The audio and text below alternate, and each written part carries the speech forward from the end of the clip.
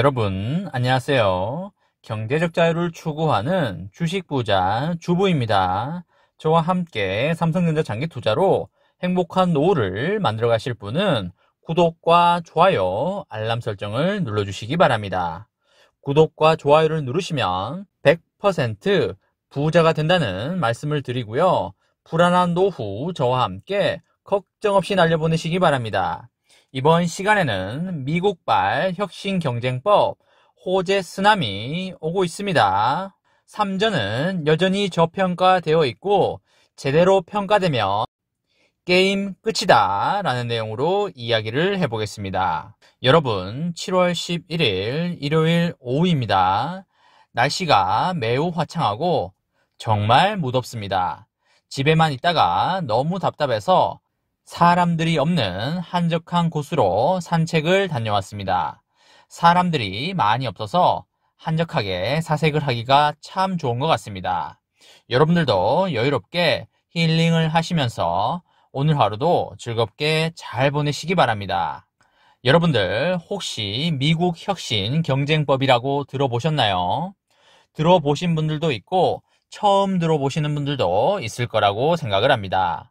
못 들어보신 분들을 위해서 간단히 설명을 드리면 미국이 중국과의 경쟁이 치열한 중점 산업의 기술 개발과 생산에 2,500억 달러를 지원하는 내용이 포함된 법입니다. 2021년 6월 8일에 미국 상원을 통과했고요. 하원에서 표결 절차를 밟고 있고 조 바이든 대통령의 최종 서명을 거치면 정식 발효되게 됩니다. 미국이 중국을 견제하기 위해서 마련된 법으로 핵심 산업 기술 분야에 향후 5년 동안 2,500억 달러를 투자하는 것을 골자로 하게 됩니다. 2021년 4월에 척 슈머 민주당 상원의원 대표와 토트영 공화당 의원이 공동 발의하였고요. 발의 당시의 명칭은 끝없는 국경법이었습니다. 이것은 제2차 세계대전 막바지였던 1945년에 과학자 버니바 부시가 대통령에게 제출한 과학기술 연구개발 확대를 위한 보고서의 명칭이었던 과학 끝없는 국경에서 따온 것입니다. 이후 명칭을 미국 혁신 경쟁법으로 바꾼 바 있습니다. 이 법은 사실상 미국이 핵심 기술 분야에서 중국을 따돌리고 경쟁력을 확보하는 것을 목표로 하기 때문에 중국 견제법이라고 불리기도 합니다. 미국 혁신 경쟁법에는 중국과의 경쟁이 치열한 중점 산업의 기술 개발과 생산에 2,500억 달러를 지원하는 내용이 담겨져 있는데요. 구체적으로는 국립과학재단을 통하여 인공지능 그리고 양자 컴퓨팅 그리고 로봇 등의 신기술 분야에 R&D 예산 1,000억 달러를 지원하고요. 반도체 분야에 520억 달러를 지원하게 됩니다. 또한 미국 항공우주국의 달 착륙 계획에 100억 달러를 지원하고요. 차량용 반도체 개발에 20억 달러를 지원할 예정입니다. 이 법은 2021년 6월 8일에 찬성 68표, 반대 32표의 압도적인 표차로 상원을 통과했고요.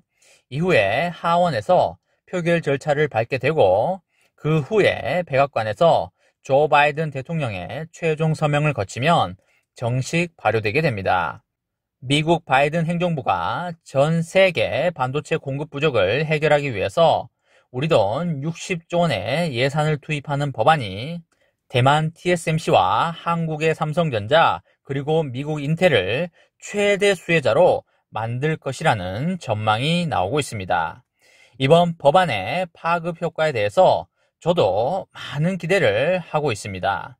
세계 3대 신용평가 기업 중에 하나인 피치 레이팅스의 최근 보고서를 보면 미국 정부가 반도체 부족 문제를 해결하고 경제를 보호하려는 움직임을 주도하면서 글로벌 반도체 공급망에 변화를 가져올 것이라고 하였습니다.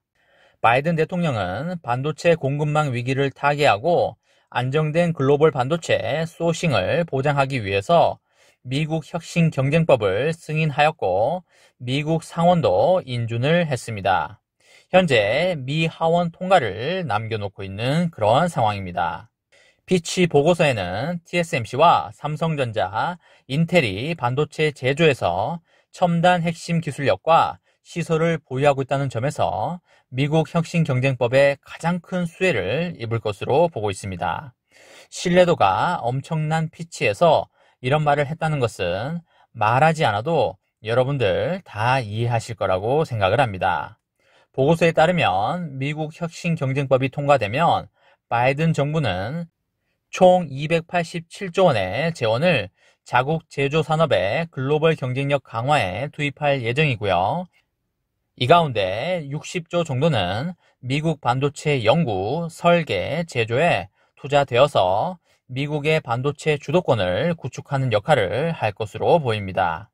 동시에 미국 상무부는 정부 예산 외에 172조 원 규모의 국내외 민간 투자도 적극 유치하여 자국 내에 7개에서 10개 정도의 반도체 공장 신설을 추진하고 있습니다.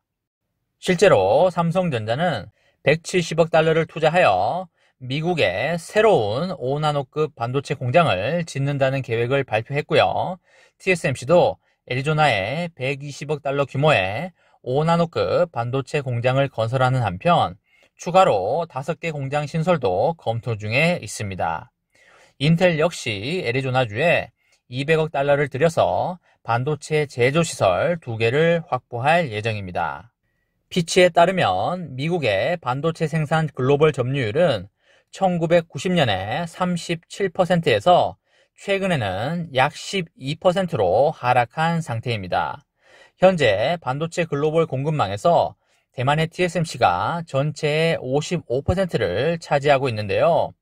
피치는 TSMC가 스마트폰 모델에서 데이터 센터와 인공지능 애플리케이션에 사용되는 그래픽 처리 장치에 이르기까지 모든 것을 가능케 하는 7나노미터 이상의 고급 반도체를 생산할 수 있는 유일한 파운드리 기업이라고 말을 하였습니다.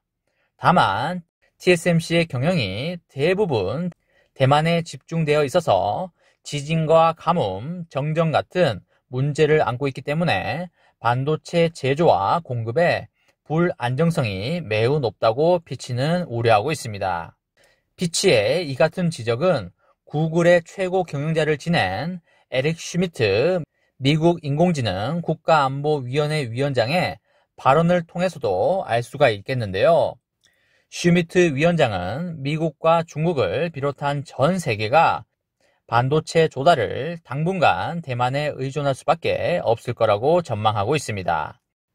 다만 대만이 중국과의 관계 등에 지정학적 긴장 요인을 안고 있다는 한계를 지적하면서 TSMC를 대체할 공급망의 필요성을 언급하였습니다.